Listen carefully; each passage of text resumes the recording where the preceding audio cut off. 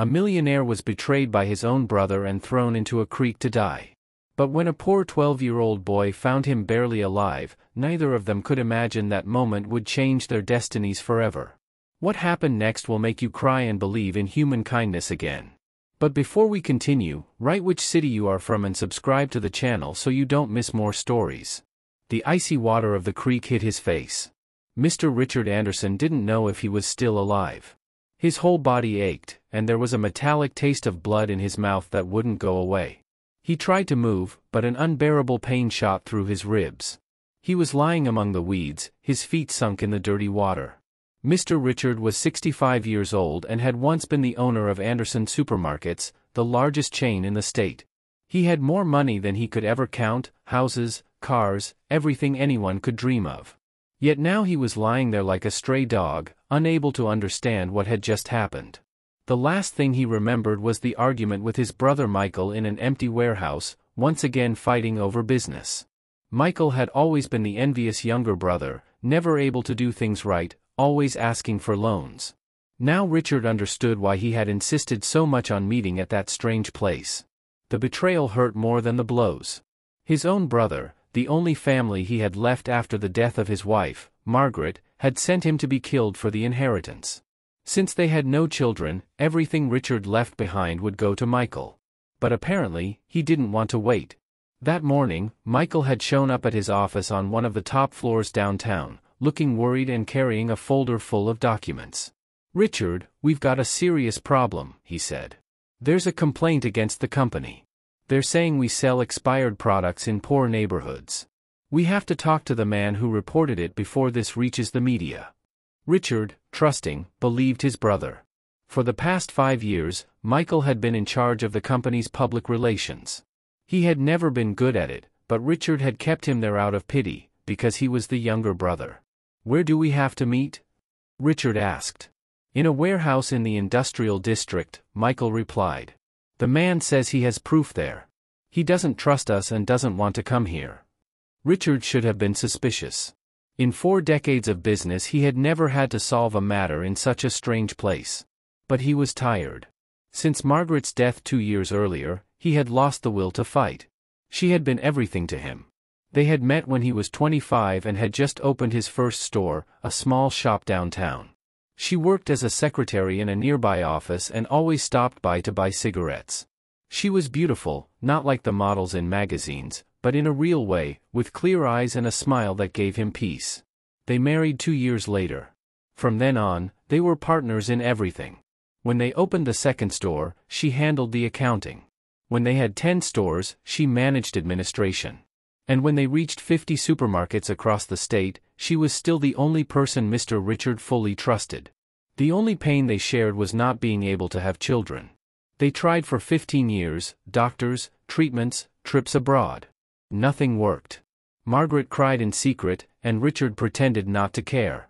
But at night, when she slept, he cried too.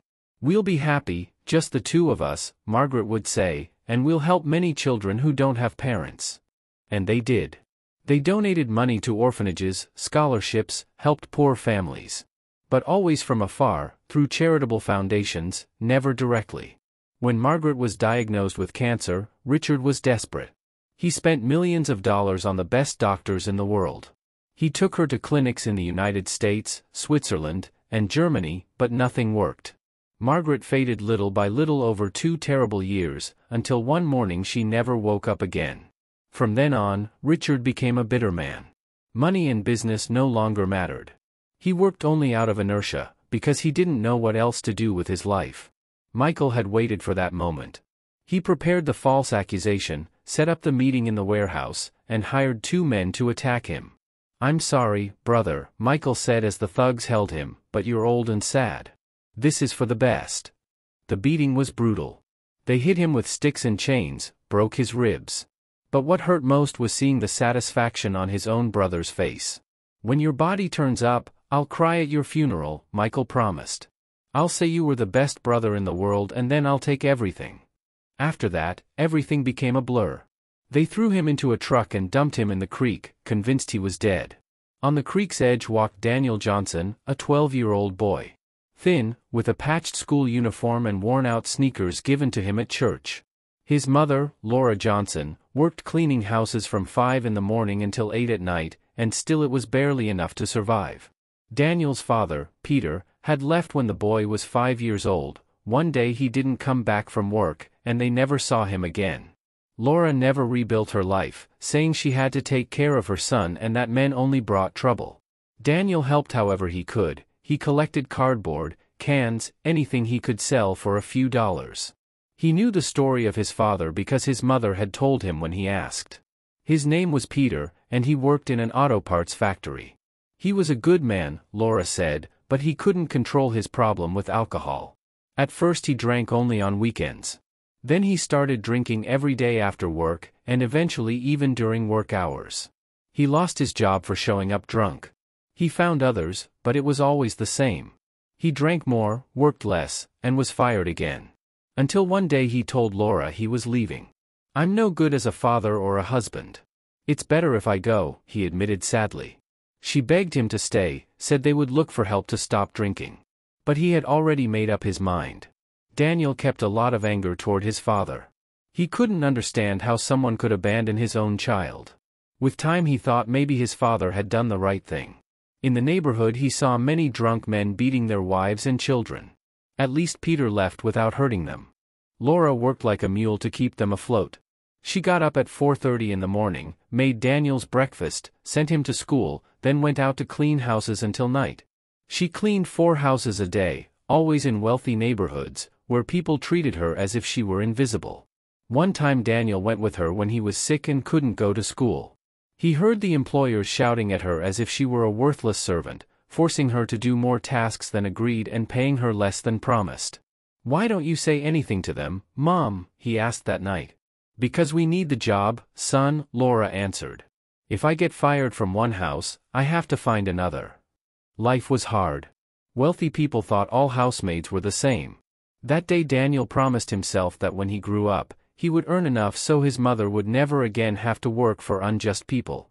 That same day, he had found 3 plastic bottles and a beer can when suddenly he noticed something strange in the bushes. It looked like clothes, but it didn't move. He approached carefully, because in the neighborhood you never knew what you might run into. Children told stories about bodies showing up in the creek, people killed somewhere else and then dumped there. When he pushed the branches aside and saw the man, Daniel jumped back. The man's face was covered in dried blood and his eyes were closed. He wore an expensive suit, the kind Daniel had only seen on television. On his wrist was a golden watch that gleamed even under the mud. Daniel thought about running away, but then he heard a faint groan. The man was alive. He froze, not knowing what to do. If he called the police, they would question him and might even blame him. Everyone in the neighborhood knew that whenever the police showed up, things always went badly for the poor. But he couldn't leave the man to die.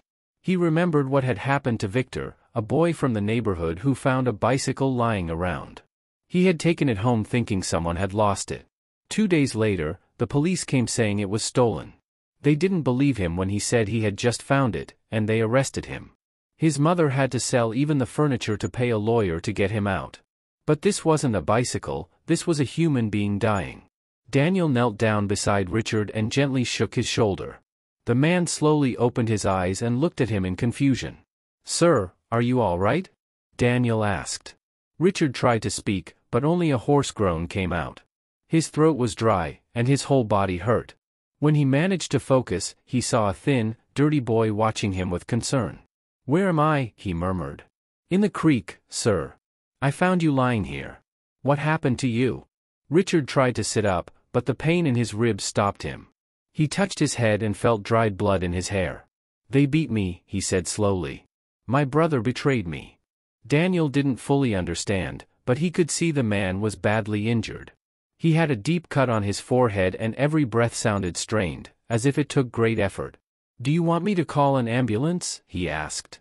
"No," Richard replied quickly, remembering the danger. If Michael found out he had survived, he would send men to finish the job. "Don't call anyone, please." Daniel hesitated.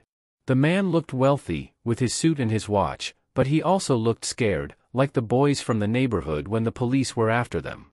"My house is close," Daniel finally said. Can you walk? Richard tried to stand, but his legs wouldn't cooperate. Daniel held his arm, and together they managed to get him on his feet.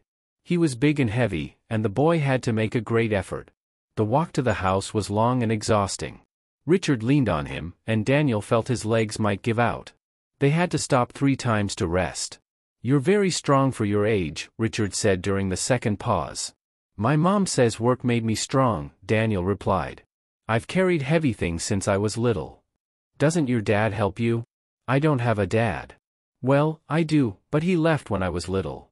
It hurt Richard to hear that.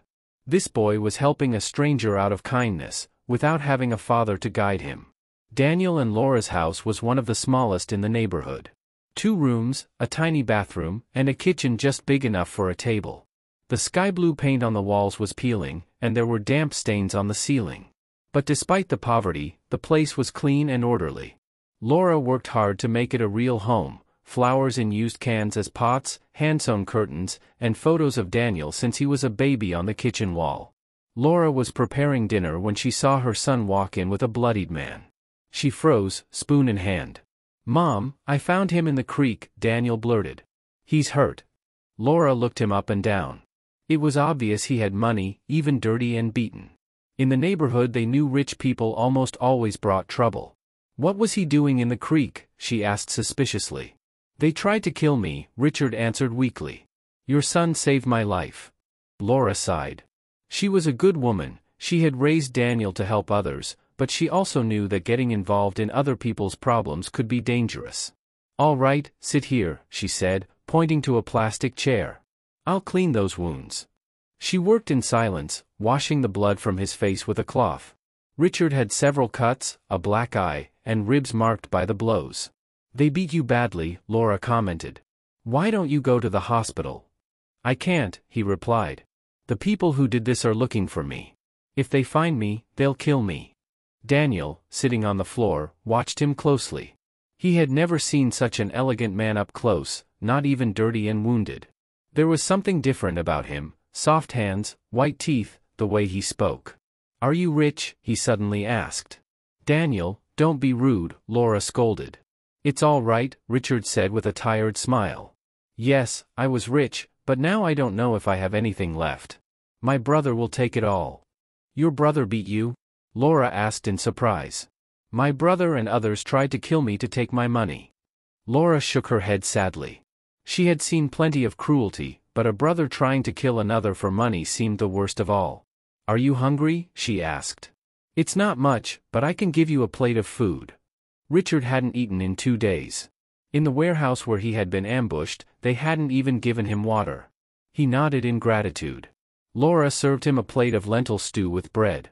It was simple food, but Richard ate as if it were a feast. It had been years since he had tasted something prepared with such care. "This is delicious," he said. Laura blushed a little. While he ate, Richard looked around the house. It was the first time he had been in such a humble place, but he also noticed something he had never had, not even with all his fortune. There was love and genuine affection between mother and son. "Does Daniel go to school?" he asked. "Yes, but it's difficult," Laura replied. "Supplies are expensive, books too. Sometimes he can't go because he doesn't have proper shoes to walk in." Daniel lowered his head, embarrassed. His sneakers had holes and were held together with tape. "But he's very smart," Laura continued proudly. "The teachers say he's one of the best.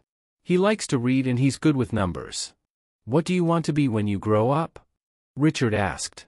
"A doctor," he answered without hesitation, "to help people who don't have money to pay expensive doctors." Richard felt his throat tighten. This boy was 12 years old and was already thinking about helping others. That night, Laura gave Richard an old blanket and set up a bed for him on the living room floor. Daniel slept with his mother, as he used to when he was younger and had nightmares. Richard could hardly sleep. His body hurt, but his soul hurt more. His only brother, the last family he had left, had tried to kill him. And for what? For money, for numbers in a bank account. He thought of Margaret, of what she would have felt if she had known what was going to happen. Margaret had always been a little suspicious of Michael. "He has envious eyes," she once said. "When he looks at us, I don't see affection, I see resentment." Richard told her it was just her imagination, that Michael was his younger brother and it was normal for him to feel jealous. But Margaret had been right, Michael had hated him since they were children. When they were little, Richard was always the responsible one, the one who got good grades. Their parents held him up as an example. "Why can't you be like your brother?" they would say to Michael whenever he did something wrong. And that resentment grew inside him until he was ready to take revenge. When their parents died, Richard inherited most of the family's money because he was the oldest and most responsible. Michael received a smaller portion, but he soon wasted it on parties, luxury cars, and women who only cared about his money. Later, he went to Richard for a job, and Richard gave it to him out of pity, but he never treated him as a partner, only as the younger brother who needed help. "You should have gotten rid of him years ago," Margaret had told him. "He's resentful and dangerous." But Richard never listened, and now he was paying the price. The next day, Laura left early for work as always. Before leaving, she told Richard he could stay as long as he needed but to be careful because the neighbors were curious, and she didn't want trouble. Daniel stayed with Richard because it was Saturday and he had no school. He was full of questions and wanted to know what life was like for a rich man.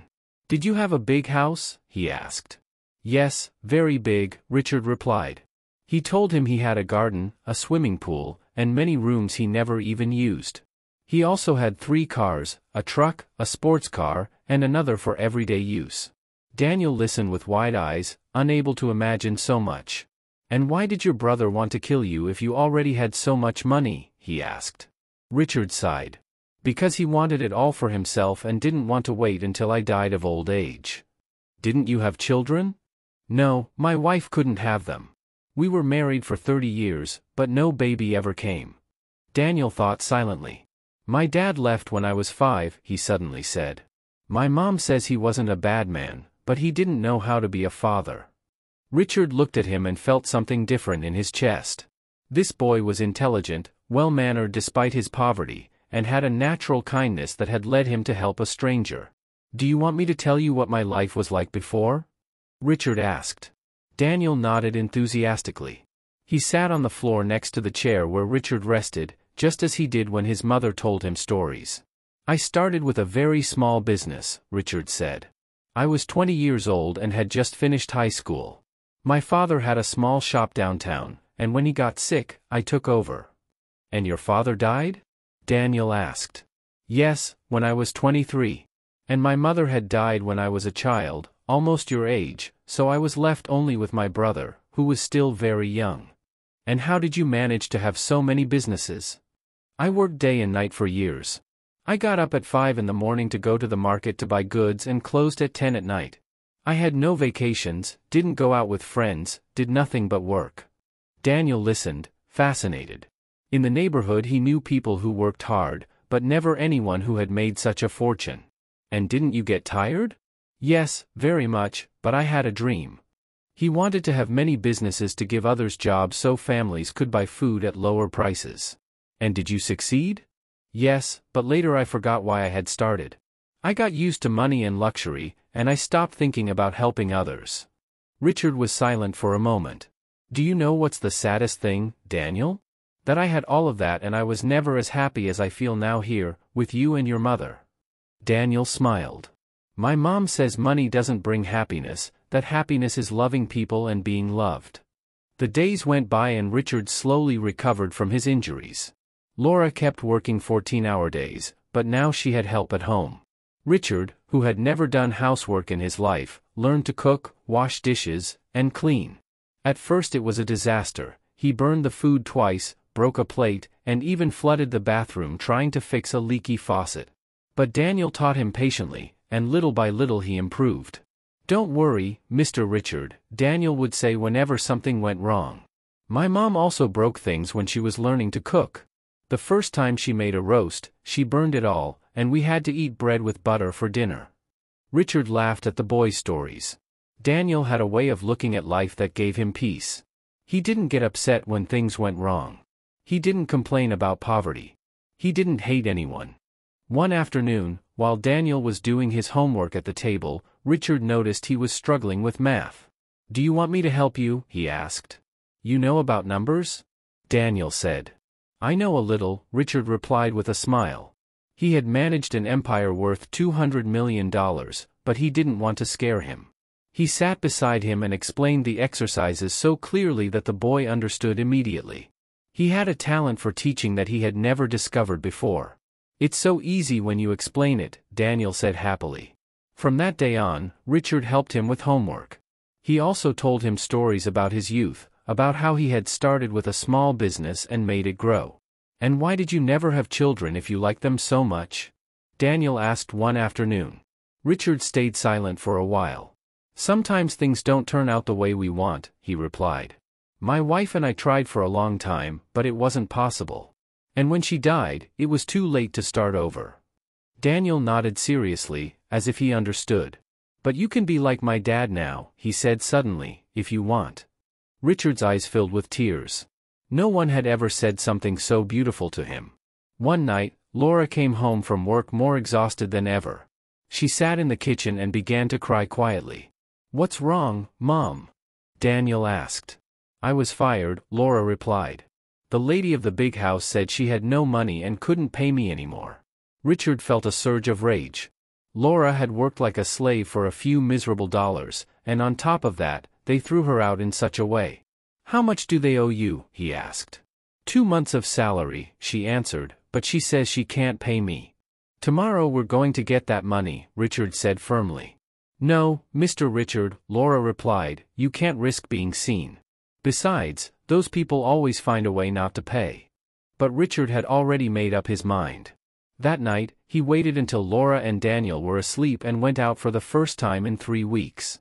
He walked to a taxi stand and gave the driver an address in the wealthiest neighborhood of the city. On the way, Richard looked at himself in the mirror. He no longer looked like the powerful businessman of the past. He had lost weight, his hair was longer and unkempt, and Daniel's borrowed clothes fit him tightly. Still, his eyes shone with a new determination he had never felt before. The house where Laura had worked was a huge mansion, with well-kept gardens and an iron gate. Richard rang the bell. A woman in her 50s, well-dressed and made up, came out and looked at him with disdain. "What do you want? If you're here to beg, leave." "I've come for the money you owe Laura Johnson," Richard said calmly. The woman laughed mockingly. "Did Laura send you? Then tell her I don't have a single dollar to give her. If she doesn't like it, she can sue me." Richard stepped forward. "I'll explain this only once. Laura worked for you for 5 years. She washed your clothes, cleaned your house, took care of your children when they were sick, and you owe her 2 months of salary. You're going to pay her every last cent." "Or what?" the woman sneered. "Are you going to hit me?" Richard smiled in a way that froze her blood. "No, ma'am. I'm going to ruin your life. I know exactly who you are, where your husband works, and which school your children go to. I know people who can leave you without a job, without a house, without anything." The woman turned pale. There was something in Richard's eyes that told her he wasn't lying. "I don't have cash here," she stammered. "Then let's go to the ATM," Richard ordered. "Right now." Half an hour later, Richard returned to the house with all the money Laura was owed, plus additional compensation he had demanded for wrongful dismissal. When Laura saw the money, she couldn't believe it. "How did you get it?" she asked. "Sometimes you have to speak in a language people understand," Richard replied. The joy didn't last long. The next day, Daniel came home from school crying, with a black eye and a torn shirt. "What happened to you?" Laura asked anxiously. "The kids at school," he said through tears. "They say we're drug dealers, that we have suspicious money, that's why you don't work at the big house anymore." Richard's blood ran cold. His enemies had found him. That night, he couldn't sleep and sat in the kitchen staring out the window. At 3 a.m, he saw a black SUV drive slowly by and stop in front of the house. The next day, the problems grew worse. Laura went to the corner store to buy bread, and the owner told her he couldn't sell to her anymore. "Mrs. Laura, you know I care about you," he said, "but I can't take the risk. They say you're mixed up with dangerous people." At school, Daniel had problems too. Other children avoided him, and the principal spoke with Laura. "Daniel is a good student," she said, "but some parents claim you're involved in shady things. I don't know what to do." That night, as they ate in silence, Richard made the hardest decision of his life. "I have to leave," he said. "Why?" Daniel asked. "Did we do something wrong?" No, son, Richard answered, realizing it was the first time he had called him that. You saved my life, but if I stay, I'll put you in danger. Laura understood immediately. She had seen enough violence in the neighborhood to know when things were getting serious. Where will you go? She asked. I don't know, far away, maybe to another country. Daniel burst into tears. But you're like my dad now. Don't go. Richard knelt down and hugged him tightly. He had never felt such pure love. You're like a son to me too, and that's why I have to go. To protect you. Before leaving, Richard had to put things in order. For 2 weeks, while preparing his departure, he worked in secret to make sure Laura and Daniel would be safe. First, he called his trusted lawyer, the only one he could rely on. From a payphone in the neighborhood, he explained everything and gave clear instructions. Mr. Robert Miller, I need you to transfer $5 million to an account in Daniel Johnson's name, and for Laura to receive a monthly pension for the rest of her life. Mr. Richard, where are you? The lawyer asked, worried. Your brother says you disappeared and that he's distressed. My brother wants me dead, Richard replied bitterly. He nearly succeeded. Do what I ask and tell no one. He also bought a small but nice house in a better neighborhood, far from the creek, where Daniel could attend a good private school and Laura would no longer have money worries.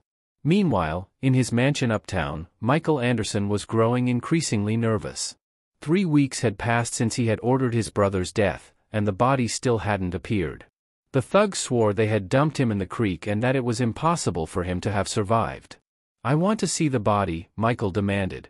Boss, we threw him in the water. He's surely been eaten by the fish by now, one of the men replied. But Michael knew his brother. Richard had always been lucky, always finding a way out of impossible situations. He wouldn't rest until he saw the corpse. Search again, he shouted. And if he's still alive, finish the job. The thugs began asking questions in the neighborhoods near the creek. They wanted to know if anyone had seen an older, well-dressed, injured man. That's how the rumors of drug trafficking reached Laura and Daniel's neighborhood.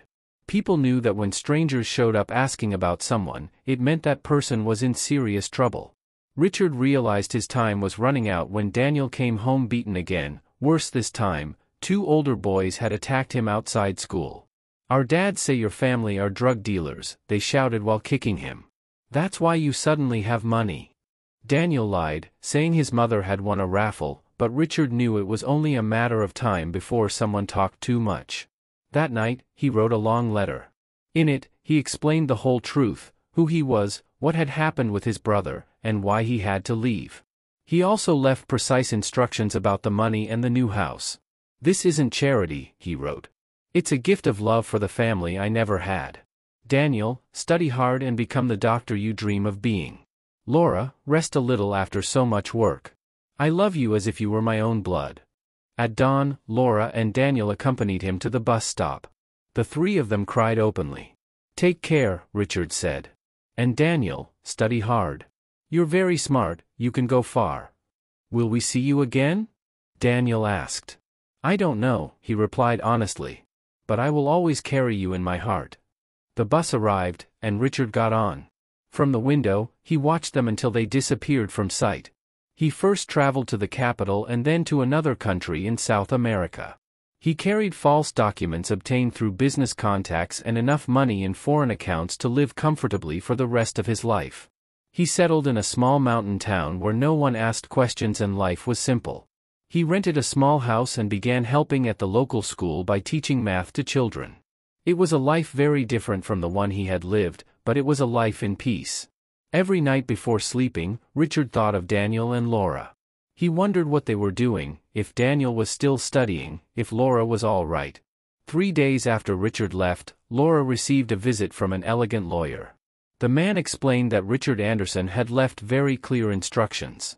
He had transferred $5 million to an account in Daniel Johnson's name, which he could access when he turned 18 to study whatever he wanted. Meanwhile, Laura would receive a monthly pension sufficient so she would never have to work again and could dedicate herself to caring for her son. In addition, Richard had bought a small but nice house in a better neighborhood, where Daniel could attend a good private school. And Mr. Richard? Laura asked. He left the country, the lawyer replied. But he left this letter for you. Laura opened the letter with trembling hands and read it aloud. My dear Laura and dear Daniel, you taught me what truly matters in life. It's not money, nor big houses, nor luxury cars. It's love, kindness, and the family we choose. Daniel, you gave me the affection of a son I never had. Laura, you gave me the warmth of a family I had lost. I carry you in my heart forever. Use this money to be happy, to study, and to help others as you helped me. Always remember, the richest man is not the one who has the most, but the one who loves the most and is loved the most. I love you forever. Richard. Daniel cried the whole afternoon. Laura hugged him tightly and promised they would never forget the man who had cared for them so much. Moving into the new house was like a dream. It was small, but it had 3 bedrooms, a garden, and was in a neighborhood where Daniel could walk to school without fear. The private school was very different from the one in the poor neighborhood. There were better trained teachers, computers, a laboratory, and a library. From the very first day, Daniel stood out. He was intelligent, hardworking, and humble, which surprised everyone. Where did this boy come from? The principal asked. He's brilliant, but he doesn't show off like others who come from wealthy families. Daniel never told the full story of Richard. He said a distant relative had left them an inheritance and kept the real secret to himself. For the first time in her life, Laura was able to rest. She no longer had to get up at 5 in the morning or endure the humiliation of abusive employers. She dedicated herself to her son and even began studying again to finish high school, which she had abandoned when she became pregnant. But the past wasn't going to leave them in peace so soon. 6 months after Richard's departure, Michael Anderson was arrested. The investigations showed that he had transferred money to hitmen's accounts, lied about his brother's whereabouts, and had clear motives for wanting to kill him. Richard's body never appeared, but the evidence was enough. The prosecutor proved that Michael had planned the crime for months, hired thugs, and fabricated the accusation to lure him into the trap. The trial was a scandal in the media. The story of the millionaire businessman betrayed by his own brother filled the front pages for weeks. Michael tried to defend himself, but the evidence was irrefutable. The thugs confessed, the bank records confirmed the payments, and the company's employees testified that he had lied about the accusation. My brother left the country, Michael insisted. He's alive somewhere, waiting to take everything for himself. But no one believed him. He was sentenced to life in prison for murder and conspiracy. Richard's company was liquidated, workers lost their jobs, suppliers lost money, and competitors took over the clients. Michael inherited nothing, because he could not benefit from his own crime. All the fortune he had coveted disappeared quickly: lawyers, trial costs, debts. In the end, Michael was ruined, imprisoned, poor, and despised. Meanwhile, in his mountain town, Richard read the news at the internet cafe. He felt a mix of sadness and relief when he learned that Michael had been arrested. Sadness, because after all, he was still his younger brother, the same boy he had raised after their parents' death. Relief, because now he knew Laura and Daniel were safe. Richard continued living in that town for years. He had grown accustomed to a simple life, without luxuries, but full of small joys. He helped children with their homework, tended a garden, and read in the local library. The neighbors knew him only as Mr. Richard, an older man from the city who patiently taught math. No one knew his real story, and he never told it, but every day he thought of Daniel and Laura. He wondered if Daniel had managed to become a doctor, if Laura was doing well, if they remembered him. Richard never returned, but every year, on the same day Daniel had found him in the creek, a letter arrived from a distant country. It had no signature, but the handwriting was unmistakable. The letters were brief, but filled with affection. Richard said he was fine, that he always remembered them, that he was proud of them. He asked about Daniel's studies, about Laura's health, about their dreams. Daniel kept all the letters in a special box and read them whenever he felt sad, when he had trouble at school, or when he missed the man who had been like a father to him. The years went by. Daniel finished high school with top grades. When he turned 18, he gained access to the money Richard had left him, but he had already made a decision: he would study medicine, just as he had always dreamed. The degree was tough, but Daniel had a special motivation. He remembered Richard's words about using intelligence to help others. He studied day and night, excelled in every subject, and did his training in public hospitals. caring for poor people like he once had been. Laura was proud, though also worried. Daniel pushed himself too hard, sometimes forgetting to rest. Mr. Richard would be proud of you, she told him, but he would also want you to be happy. When Daniel graduated as a doctor, he held a small party at home. He invited Laura, some classmates, and neighbors who had become family. In the place of honor on the table, he placed a photo with Richard, the only visual memory he still had of him. "This man taught me what it means to be good," he told his guests. "He isn't here, but everything I am, I owe to him." Daniel opened a clinic in the neighborhood where he had grown up, near the creek where he had found Richard. He treated the poor for free, charged little to those with limited means, and only charged full price to those who were wealthy. His clinic became famous in the neighborhood. People lined up early to be seen by Dr. Daniel, the young man who had come from the same streets and returned to help his people. With time, Daniel got married. He met Sophia, a teacher at the neighborhood school. She was a good and intelligent woman who understood why Daniel had chosen to dedicate his life to serving others. When Daniel told Sophia the story of Richard, she cried. "How wonderful that you had a father like that," she said. Daniel and Sophia had 3 children, 2 boys and a girl. They named the eldest Richie, in honor of the man who had saved Daniel's life and changed his destiny.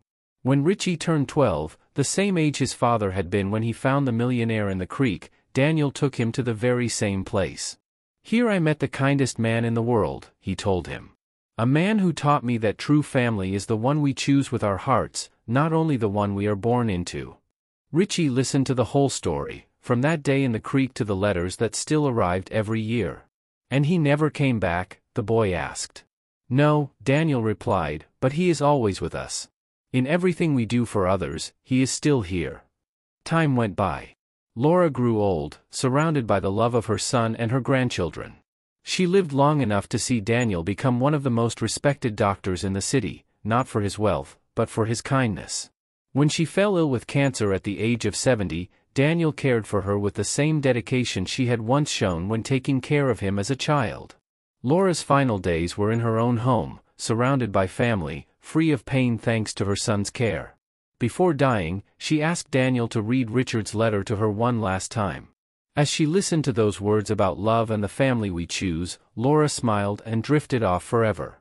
At her funeral, Daniel placed on the coffin the most precious things in his life, a photo from his graduation as a doctor, one of Richard's letters, and a flower from the garden of the house Richard had bought for them.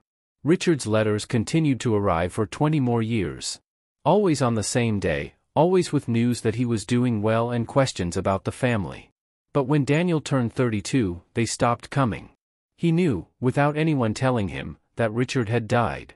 Richard had lived long enough to know that the boy who saved him had become a good man, fulfilling his dreams and building a happy family. That night, Daniel stayed awake in his doctor's office, looking toward the creek where it had all begun. He wept for the man who had been his true father, the one who had taught him what really mattered in life. And he smiled, because he knew Mr. Richard would be proud. Daniel continued caring for the poor in his neighborhood throughout his entire life. He opened 2 more clinics, one in the neighborhood where he had lived with Laura, and another in the town where his mother had been born.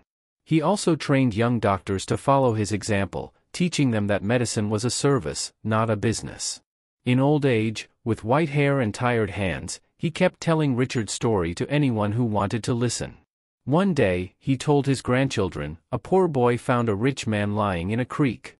The boy saved him without expecting anything in return.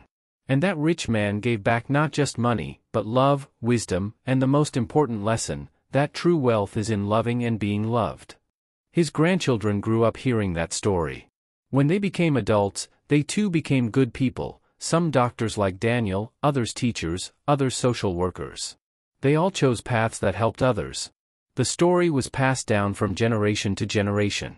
Daniel's children told it to their own children, always with the same message, that kindness multiplies, that true love is never lost, that one good person can change the lives of many others. In the neighborhood, they put up a small plaque beside the creek where everything began.